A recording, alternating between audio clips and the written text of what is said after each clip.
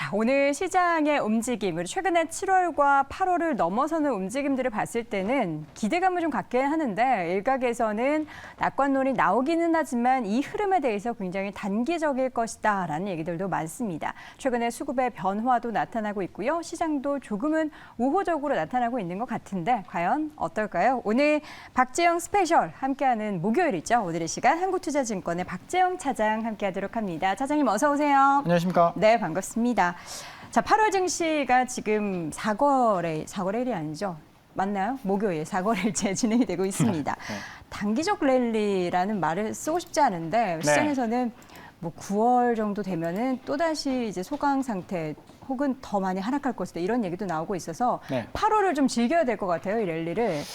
일단 조금은 더 이어질 개연성이 보이고요. 네. 근데 사실 지금 가장 큰 논란은 이게 정말 베어마켓 랠리냐 아니면 네. 추세의 전환이냐 피벗했냐 그건데 예측하기는 어렵죠. 그쵸. 네, 다 예측이 사실 많이 빗나가는 시장이라서 근데 저는 추세 전환은 아니다라고 봅니다.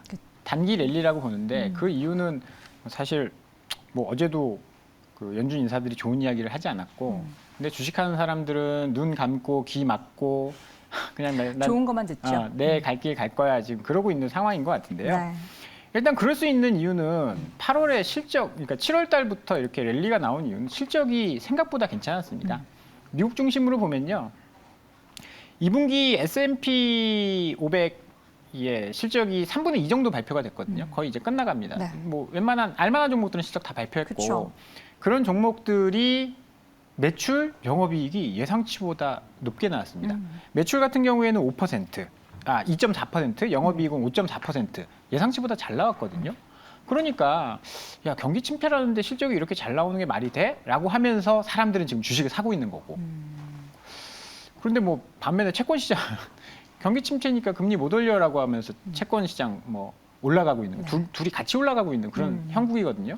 그럼 둘 중에 하나는 잘못됐다라는 건데 둘 중에 하나는 사실 누가 잘못됐는지는 시간이 지나면 드러나겠죠. 네, 드러날 거고 뭐 수영장에서 누가 수영복을 안 입고 있는지는 물이 빠지면 알겠죠. 물이 빠지면 알 수 있는 거잖아요. 시간이 그 물이 빠지는 시점은 아마 연준에서 결정을 해줄 거고 근데 연준의 결정은 아직 한참 남았거든요. 네, 9월 말. 21일입니다. 그러면 지금 뭐 2달 가까이 남았어요. 중간고사가 9월인데 8월 1일부터 공부할 필요 없잖아요, 사실. 8월 달은 좀, 좀 놀고. 네, 시장에 상승해서 놀고. 9월 한 5일, 10일? 이때부터 공부하면 되지 않습니까? 지금 시장은 딱 그 상황이다. 네, 그 상황인 것 같습니다. 8월부터 계속 공부하면 참 좋긴 하겠죠. 네. 근데 너무 괴롭잖아요. 그렇죠. 지금 투자자들 얼마나 괴로웠습니까? 맞습니다. 이제 6월까지, 7월 초까지 굉장히 괴로웠다가 힘들었죠. 이제 시험 끝났다라고 하고 조금 이제 기지개 펴면서 놀고 즐기고 상승에 놀고 있는데. 그런데 이제 엄마가 용돈까지 준 실적이 수급도 들어오고. 네, 실적이 잘 나왔잖아요. 그러니까 엄마가 용돈까지 이렇게 좀 풍족하게 준 뭐 그런 상황이다. 그렇게 좀 볼 수 있을 것 같고요. 네. 그래서 지금은 이제 6월 달에는 연준의 통화 정책 75bp, 100bp 막 이런 이야기들 때문에 굉장히 큰 충격을 받았다면 그 불확실성이 일단은 거치고 그 다음에는 뭐 다음 스텝은 어떻게 되든 간에 지금 좀 즐기자. 실적 좋으니까. 그런 시장이 나오고 있는 것 같습니다. 그래서 실적 좋은 종목들이 굉장히 잘 가는 그런 이제 베어마켓 랠리 플러스 실적 랠리. 실적 랠리. 근데 중요한 거는 이제 미국은 그런데 우리나라도 실적 뭐 사실 나쁘지는 않은데 향후 전망에 대해서는 아직 생각하지 말까요, 아직? 향후 전망을 많이 생각을 해야죠. 이제 미국도 3분기 이익 추정치가 굉장히 많이 떨어졌어요. 맞아요. 6월 달에 S&P 500 그 실적 성장 전망이 11%대였는데 7월 말에는 이게 6%대로 떨어집니다. 거의 반토막 나는 거거든요. 그러면 이제 걱정을 해봐야 돼요. 미국이 왜 실적이 좋았냐? 그걸 한번 따져보면요. 눈높이가 낮아졌죠. 그쵸. 눈높이가 굉장히 낮아졌습니다. 거의 플러스 인플레이션이 발생하면서 제품 가격이 올라갔어요. 그러니까 매출이 잘 나오고 이익이 잘 나올 수밖에 없습니다. 그쵸. 아니 인플레이션이면 비용도 늘었을 텐데 비용 같은 경우에 약간 레깅되는 효과가 있거든요. 4월 그러니까 7월에 물건을 6월에 물건을 만들 때는 6월 달에 산 이제 그 원자재가 아니고 4월. 샀죠. 근데 계속 올라왔으니까 좀 싼 원자재가 계속 소진이 되고 뒤로 갈수록 이제 비싼 원자재가 들어가게 되는 네. 이제 물가가 어느 정도 피크아웃 됐기 때문에 뒤로 가면 갈수록 3분기로 가면 갈수록 비용에 대한 부담은 좀 있을 것이다. 우리나라도 마찬가지거든요. 미국의 소비가 줄면 지금 7월 수출이죠. 7월 수출 안 좋게 나왔어요. 줄었죠. 네, 9%대로 나왔는데 이게 내부를 까보면 더 안 좋은 반도체는 매출 증가율이 2%로 뚝 떨어졌고 그다음에 그 수입은 전년 대비 40%가 증가를 했고 네. 그래서 적자가 6월 대비해서 2배나 늘어났거든요. 그래서 3분기는 아주 크게 기대할 네. 수는 없는 그런 그쵸. 상황이다. 그렇게 봐야 될 것 같습니다. 네, 3분기까지 넘어가면은 자꾸 또 부정적인 얘기들을 더 많이 하게 되니까 일단 네. 지금 좋은 거부터 우리가 보도록 하죠. 지금은 즐겨야 되는데 지금 상황 중에서 이제 수급을 보자면 외국인이 계속 지금 단기적으로 들어오고 있어요. 근데 또 반대로 개인은 엄청 증시에서 자금을 빼고 있거든요. 그거는 사실 개인은 지금 시장의 주인공이 아닙니다. 지금은. 외국인이 주인공입니까? 네.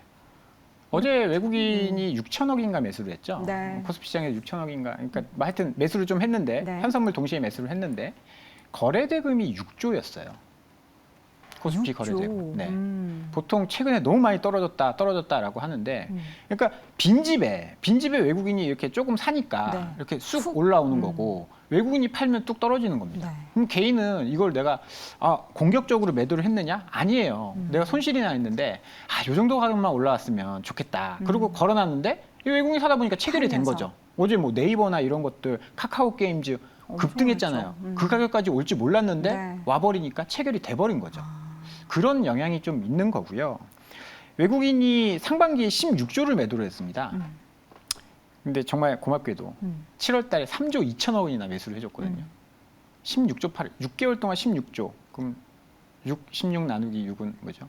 2조씩. 2조 좀 넘는 예. 수치죠. 근데 한 달 동안에 3조를 넘게 샀다라는 거는 뭐 나름 의미 있게 샀네요. 네. 규모로 따지면 이게 마이너스 2였던 게 플러스 3이 됐다는 것은 그냥 플러스 1조. 플러스 5가 되는 거죠. 5. 네. 산 금액이. 마이너스 2에서 5가 된 거니까 많이 지금 줬어요. 외국인들은 굉장히 녹아났을 거예요. 말씀해 주신 것처럼 주인 없는 시장에 네. 들어와서 조금만 샀다 팔았다 하면 시세가 나니까. 조금만 사도 네. 이게 이렇게 오르고 내가 산 게 이렇게 오르고 원화도 지금 1,300원이니까 이거 내가 전에 샀을 때는 1,100원에 환전해서 샀는데 200원이나 지금 싸게 들어오는 거잖아요. 굉장히 지금 좋은 그런 상황일 거고요. 그리고 단타를 많이 하더라고요, 외국인도. 뭐 단타를 많이 하는. 그렇죠. 삼성전자 지난달에 반짝 한 2, 3일 네. 샀다가 계속 안 사니까 횡보하고 예. 요거 샀다 저거 샀다 이렇게. 돌아가면서 이렇게 네. 사더라고요. 일단 외국인들 이제 어제 수급을 보면 외국인들이 저런 종목들을 좀 샀습니다. 제일 많이 산 게 LG 에너지솔루션, 그다음에 카카오, 삼성 SDI, 현대차, 현대위프조선, SK 아이테크놀로지. 이걸 보면 우리가 전통적으로 생각하는 가치주나 뭐 이런 것들은 아닌 것 같아요. 성장주가 많이 성장 포함되어 주류? 있죠. 2차 전지, 그다음에 인터넷, 그다음에 자동차 조선인데 이쪽을 좀 이제 분해를 해보면 2차 전지, 자동차, 조선 이쪽은 앞으로 실적이 좋아질 가능성이 높은 기업들입니다. 왜냐면 자동차 같은 경우에도 현대차가 역대 실적을 냈고 그렇죠. 7월 판매 데이터 보더라도 계속 잘 팔리고 있었잖아요. 2차 전지도 마찬가지죠. 네. 지금 없어서 계속 증설을 하고 계속 성장해가는 그런 산업인 거고 조선도 지금 후판 가격 계속 떨어진다라고 작년에 후판 가격 계속 올라서 올해 초까지 충당금 계속 쌓으면서 실적이 안 좋았잖아요. 근데 그런 것들이 역으로 개선이 되는 그런 상황이어서 실적이 좋은 쪽들, 그다음에 실적 성장주를 사고 있다. 저는 그렇게 보거든요. 네. 실적 성장주라는 거는 이제 성장주를 정의할 때는 매출이 계속 늘어나는. 그런데 좀 약간 이익은 좀 적은. 실질적인 마진, 영업이익이 낮은. 네, 이익보다는 성장을 좀 중요시하는 뭐 그런 거였는데 애플이나 테슬라 같은 종목들은 최근에 네. 그렇지 않잖아요. 성장은 성장도 계속 좋죠. 하는데 현금도 엄청 많이 가지고 네. 있고 아니면 이익도 굉장히 많이 나고 있는 그런 종목들이 지금 미국 시장에서 안 떨어지고 있거든요. 반등할 때도 가장 높게 반등을 하더라고요. 네. 그러니까 그 외국인이 미국에서 하는 외국인이 여기에서도 비슷한 시각으로 보겠죠. 그런데 우리나라 인터넷이나 이런 성장주들을 보면 굉장히 많이 떨어졌단 말이에요. 그렇다고 그들이 적자를 내느냐? 적자 내는 기업 아닙니다. 네. 이익 성장의 폭이 좀 둔화돼서 지금 17만 원 하던 게 반토막이 난 거지. 네. 그러면 지금 어떻게 보면 싸게 보일 수도 있다라는 거죠. 그래서 이익이 좋아지는 성장주들, 앞으로 가이던스가 좋은 네. 그런 쪽들을 지금 매수하고 있다라는 측면에서 향후에 3분기 실적이 좀 더 좋아질 수 있는. 네. 그러니까 뭐 폭발적으로 상승하기는 어렵겠죠. 지금 같은 상황에서는. 그렇죠. 그런데 적어도 역성장하지 않는 EPS가 지금 왜 3분기 이익 추정치가 계속 낮아지고 있기 때문에 네.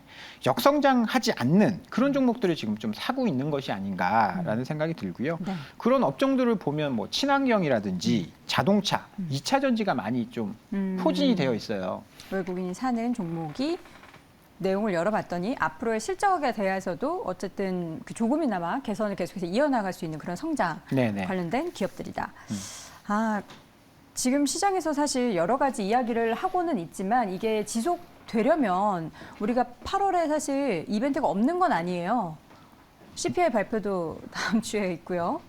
뭐 잭슨홀 미팅도 있고요. 없는 건 아니거든요. 주요 이벤트나 변곡점이 될 만한 이슈가 있을까요? 내일 모레 있습니다. 내일 모레. 전 제일 중요한 게 고용보고서라고 고용보고서 생각합니다. 발표. 지금 우리 시장이 굉장히 전 단단히 오해하고 있다고 생각하거든요. 어떤 오해? 파월이 비둘기적으로 나왔다라고 오해를 비둘기였었나요? 매 아닌가요? 그렇죠. 근데 매였는데 시장이 오를 이유가 없잖아요. 해석을 좀 네. 달리하죠. 해석을 계속 긴축 못할 거야. 금리 곧 내려줄 거야. 이렇게 해석하고 있는데 절대 안 그렇거든요. 네. 이유는 몇 가지가 있습니다. 일단은 지금 그런 해석이 나오면서 채권금리가 뚝 떨어지고 기대 인플레이션이 그냥 쑥 올라가고 있거든요. 연준은 기대 인플레이션 올라가는 거 굉장히 두려워할 겁니다. 그쵸. 어떻게 낮춰놨는데 내가 막 정말 100bp를 올린다라는 뻥카를 치면서 낮춰놨는데 네. 그게 7월 FOMC 이후에 기대 인플레이션이 올라가고 있습니다. 거기다가 주식 올라왔죠? 나스닥이 바닥에서 40%가 올라왔어요. 낙폭, 그러니까 하락폭에 하락폭에 수익률. 40%가 올라왔습니다. 네, 저 40% 올라갔다 네. 그래서 나만 몰랐나? 그러니까 하락의 40%를 되돌렸어요. 되돌렸다. 그럼 베어마켓을 지금 굉장히 많이 올라온 그쵸. 거고 코인 가격 올라오고 있죠? 그러면 연준의 정책은 금리를 올려서 공급망을 어떻게 할 수 있는 건 아니니까 수요를 낮추겠다라는 건데 내 계좌에 돈이 다시 이렇게 불어났어. 일이 잘 안 돼도 급여가 많이 안 올라가도 돈을 쓸 수 있는 환경이 만들어진다는 거죠.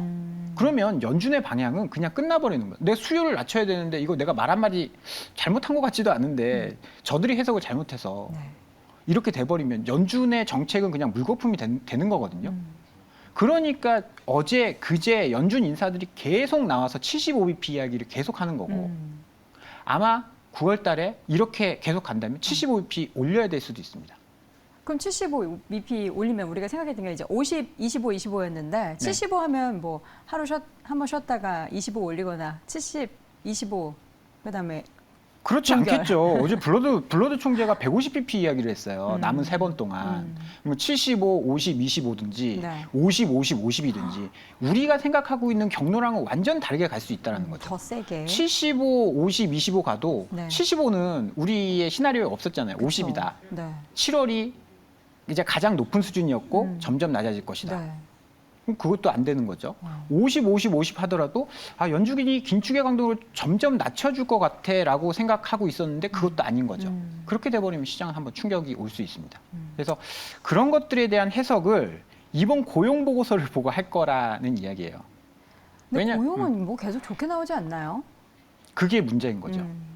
배드뉴스가 네. 굿뉴스고 굿뉴스가 배드뉴스입니다. 고용이 만약에 좋게 나온다. 지금 예상치가 25만인데 만약에 이거보다 좀 서프라이즈하게 좋게 나온다. 연준은 긴축을 굉장히 강하게 할 겁니다. 25만 이상이 나오면은 75bp에 대한 가능성은 그럼 우리가 더 높게 열어둬야 되는 그렇죠. 연준의 거겠네요. 긴축이 강해진다라고 봐야 되는 거기 때문에 지금 이제 이번 달에 가장 중요한 거는 내일 모레 발표될 고용 지표. 네. 뭐 사실 다음 주에 CPI도 매우 중요한데 지금 컨센은 8.9%거든요. 9.1에서 8.9인데 요만큼 낮아지는 거예요. 네. 눈높이를 그렇게 많이 낮추지 않았습니다. 충족할 가능성이 매우 높다고 그쵸. 보고 9.1 이상 안 나오죠. 나올 가능성은 높지 않다라고 본다면 더 중요한 건 고용이다라고 보셔야 되고요. 네. 고용을 고용이 잘 나오면 월요일 시장은 좀 대비를 하셔야 되는 그런 변곡점에 좀 와 충격이 있을 수 있다. 있다. 네, 전 그렇게 보고 있습니다. 알겠습니다. 자, 우리가 참 뭐 매크로적인 거 특히나 이제 글로벌적인 이슈를 계속해서 챙겨봐야 하는 게 참 피곤하지만 또 어쩔 수 없는 그런 시장 분위기이기 때문에 여러분들이 꼭 확인하셔야 될 것 같고요. 지금 시장은 계속해서 순환매가 나타나고 있어요. 네. 또 돌고 도는 업종을 보면은 이게 약간 주간 단위, 2주 단위로 지지난주에 올랐던 애들이 또 오르네? 약간 이런 흐름이 나타나고 있는 것 같거든요. 네, 다음 타자, 그거 못 맞춥니다. 다음 타자는. 네, 그거 못 맞춰요. 너무 이게 그러니까 순환매가 정말 안 좋은 게 타이밍을 못 맞추면은 엇박자 타면 그렇죠. 고점에 사서 저점에 매도하는. 네. 그래서 그냥 기다리시는 게 그러니까 아까 사두고. 말씀드렸잖아요. 이익이 좋거나 성장이 아직 있는 쪽들. 사실 어제 그제 카카오나 카카오 게임즈 이렇게 오를지 어떻게 알았겠어요. 그러니까요. 카카오 뭐 쳐다보기도 싫다 막 그랬었는데 네. 오늘 뭐 카카오페이 급등하잖아요. 그러니까요. 이런 것들을 보면 이거 못 맞춥니다. 네. 그러면 많이 오른 거를 따라가기보다는 이거 정말 괜찮은 데 많이 빠졌어. 이런 거를 좀 기다리시는 게 저는 조금 더 좋은 투자 전략이다라고 생각을 그러면 이제 하고요. 차장님께서 보시기에 많이 빠졌는데 아직 시장에서 두각을 나타내지 못한 그런 섹터 종목군은 뭐가 있었죠? 지금 수급이 들어오고 있고 좀 올라가고 있는 것 중에는 네. 그래도 실적이 좋고 뭐 말씀드리고 있는 게 2차 전지, 그다음에 인터넷, 네. 그리고 자동차 부품. 요 세 가지가 좀 유망할 계속해서. 거다라고 보는데 2차 전지는 좀 많이 올랐고 그렇죠.